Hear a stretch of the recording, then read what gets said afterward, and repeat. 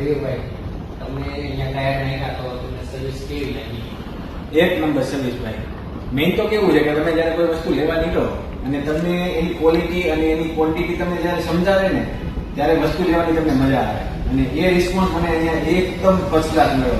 Price બાબતમાં તો મેં બે ચાર જગ્યાએ જાણ્યું હતું.